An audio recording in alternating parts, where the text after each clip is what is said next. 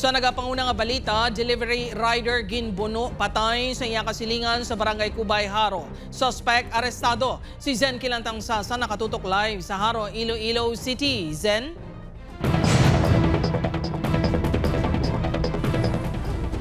Jert, hindi mabaton sang pamilya Pareño ang nadangtan sang ilahimata nga ginbuno patay kagabi diri sa barangay Cubay, Haro. Napuhag ang mga residente diri sa Zone 2 Barangay Cubay, Haro matapos magluntad ang pagpangbuno alas 8 kagabi. Ginkilalang biktima kay Glenn Pareño, 44 anyos kag tumandok sa nasambit nga lugar. Ginatudlo suspect ang kasilingan sini nga si John Mark De Costo, 28 anyos.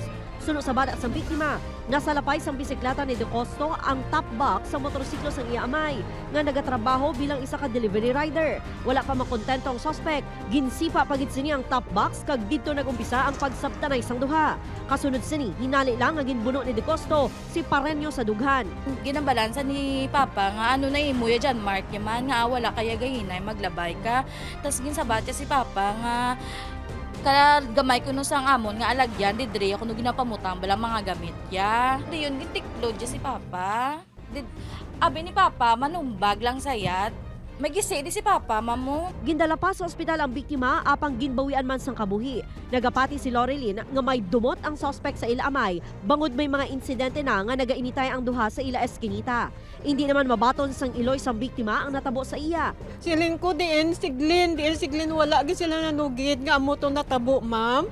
Tapos igo ko na balaan sa ngaga na patay na siya. Gagabi pa lang ganina patay na nito ako naglayo na akong pamatyag ma'am nga hindi ko mabato na akong bata nga napatay na. Pahayag naman sang iloy ni John Mark, problema nila dira sa lugar ang mga gamit sa atubang sambalay sang biktima. Nabudlayan kuno sila maglabay apang wala nila ini napalabot sa barangay.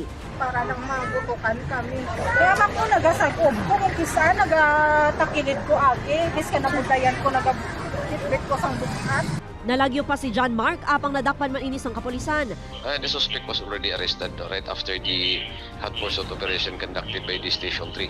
So he is now in the custody of Station 3. Wala na recover ang kutsilyo nga gingamit sa suspect. Gintiwan sa news team nga makuha ang statement sa suspect apang nagpaiway ini nga magpa-interview.